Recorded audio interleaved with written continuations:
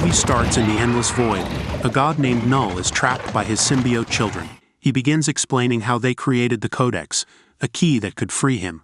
Null's goal is to find this Codex and use it to destroy all life on planets, sparing only his creatures. I order you to search the corners of the universe until you find this key.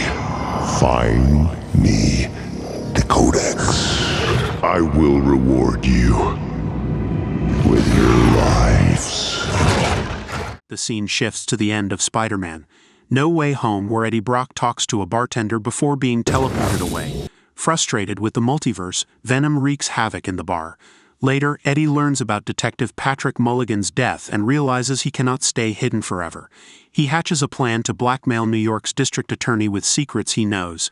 Wanting to visit the Statue of Liberty, he and Venom set off on their adventure, with Venom warning that they will not hesitate to attack anyone who tries to stop them. I will eat every bad guy that gets in our way. Meanwhile, Eddie and Venom are being watched through security cameras. Sensing danger, they end up in a grimy place with caged fighting dogs. The owners confront Eddie, threatening violence, but he insists they should prioritize finding homes for the dogs. Venom then transforms and fights back in a wild battle. Say when? When?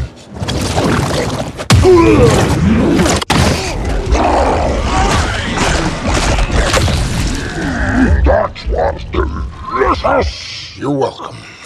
Back at the bar, the bartender finds a small piece of symbiote left behind.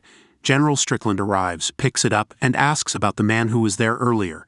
The nervous bartender describes him as a strange guy with huge, oddly shaped arms. Later, we see Dr. Payne and her twin brother looking at the stars. Suddenly, lightning strikes, tragically killing her brother. But this turns out to be just a dream. Dr. Payne wakes up to alarming news. General Strickland is going to Area 51, and she has to go with him. The general arrives at the mysterious facility, where he finally meets Dr. Payne. Strickland explains that his job is to collect symbiotes, while Dr. Payne's job is to study them. During their conversation, Payne's colleague, nicknamed Christmas because of her over-the-top holiday outfit, reveals that they have managed to save another symbiote they thought was dead. They put on protective suits to shield themselves from any possible viruses or bacteria, before meeting Patrick, who has become the first person to truly bond with a symbiote. During the meeting, Dr. Payne explains to Patrick that they did everything they could to save him and had no other choice. Patrick looks at her with a mix of sadness and acceptance, replying that just like him, she is broken too. On the other hand, Eddie is attached on a plane to Mexico, and while there, a symbiote sent to retrieve the Codex sees him and attacks him.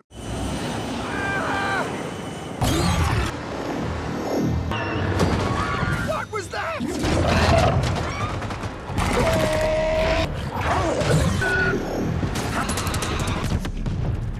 Later, we meet a group that has made big sacrifices to help Father Martin achieve his dream of visiting Area 51. They have saved every penny they could to make the trip happen. As they go on their tour, pieces of carnage fall near them, but they are too excited to notice. Meanwhile, Eddie, still upset about everything that has happened, demands answers from Venom about the creature they encountered. Venom explains that it was Carnage, a symbiote hunter, and if one has arrived, more will surely follow. Venom also reveals more about their origins. Null, the creator of the symbiotes, made these creatures after being betrayed and locked up by his own creations in a cell meant to keep him asleep forever. Let's say you died. I could bring you back to life. Well, I like that. But if I did, our separate life forces would become one single force, called a Codex. Oh, thank God we haven't died. Except that one time. Oh, no. No. Meanwhile, Strickland and Dr. Payne are arguing about the nature of symbiotes. Payne believes they are running from something, while Strickland thinks they are simply moving to a new place. Their conversation is interrupted when they hear that a man has jumped out of a plane under strange circumstances. Strickland quickly sends his troops to find Eddie and Venom. After hearing Strickland's report, Dr. Payne visits Patrick and his symbiote. She informs them that the creature hunting symbiotes has arrived. Patrick's symbiote changes into its true form and explains that it can sense other symbiotes, but the black symbiote that Null is searching for is not here. It reveals that Null is looking for the only person who carries the Codex, and if he gets it, it will mean the end for everyone. Feeling uneasy, Strickland asks how they can stop Null from obtaining the codex. The symbiote replies that they cannot. Null is far too powerful and older than the universe itself. It emphasizes that as long as both the symbiote and its host are alive, the codex will exist too. But if one of them dies, the codex will disappear. Now convinced, Strickland tells Dr. Payne that he plans to kill one of them to stop the threat, though she does not seem to agree with this solution. Meanwhile, the story shifts back to Martin, who introduces Eddie to his wife Nova and his kids Echo and Leaf. Martin offers Eddie a ride to Las Vegas after noticing he is barefoot. They mention that they are heading to Area 51, hoping to see an alien before the site is permanently closed. Afterward, everyone gets in the car to continue their journey. Martin plays his guitar while his wife and kids sing.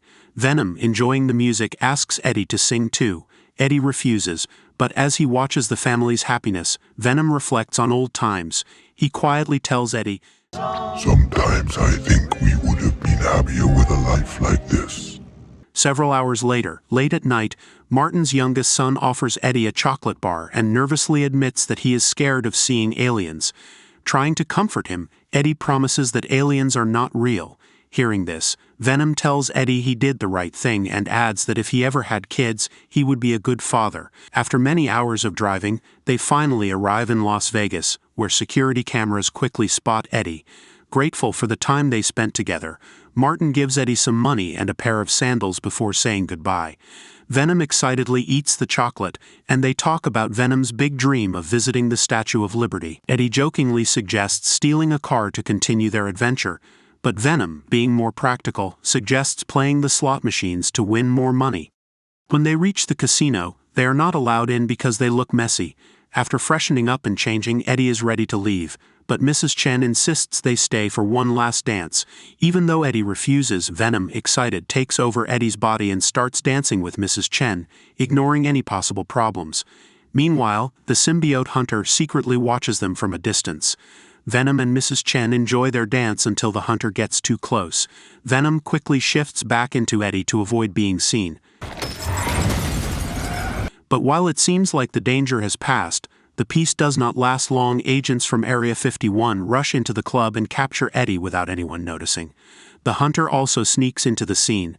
Meanwhile, Martin's family finally arrives at Area 51 and decides to sneak in without permission. Determined to fulfill their dream of exploring the lab, Dr. Payne discovers that symbiotes start to break down without a suitable host. She concludes that they need to reunite Venom with the other symbiotes to prevent this from happening.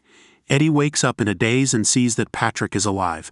Patrick warns Eddie that he must protect the Codex from dark forces, revealing that an army of symbiotes is waiting and that the Codex is crucial for their survival. Protect it, Eddie. No. Must stay locked away. Just then, Strickland bursts into the lab and informs Dr. Payne that she is no longer in charge. He now has full control. He reveals his plan to kill Eddie. Big mistake. Null receives an alert and in response sends more of his monstrous creatures. A portal opens, connecting the void to Earth, allowing Null's reinforcements to pour in. Their goal is clear. General Strickland finally understands that the symbiotes are not the real villains and decides to help Eddie. Even though the symbiotes fight together, they cannot stop the relentless symbiote hunters, who begin absorbing them one by one. Now weakened but determined to save Eddie, Venom carries him into a helicopter. There, Venom admits that the hunters are much stronger than they ever imagined, and more of them keep arriving. He also shares his dream of seeing the Statue of Liberty. Eddie, trying to stay positive, reassures him. The hunters keep coming, and defeat seems inevitable. With a resigned gesture, Venom comforts Eddie and tells him it's time to end this once and for all. Together, they stand up to face the hunters, daring them to come closer. Venom fully transforms one last time, using all his strength to hold them back. A massive explosion follows. After the blast, Eddie is still alive but devastated. He loses consciousness. Later, he wakes up feeling confused, recalling a strange dream. A general standing next to him tells him solemnly that Venom is gone forever. He no longer exists in this world. The general tells Eddie that this is his chance to start fresh, but warns him that what happened in San Francisco over the past few days must remain a secret. Eddie reaches the Statue of Liberty, the place Venom always wanted to see. Standing there, He solemnly promises to never forget his best friend. Before the movie ends, there is a post-credit scene. A bartender stands confused, having no idea what just happened. The camera then shifts to a broken vial where a piece of venom was once held, meaning he has escaped. Thank you for watching and don't forget to subscribe. See you in the next video.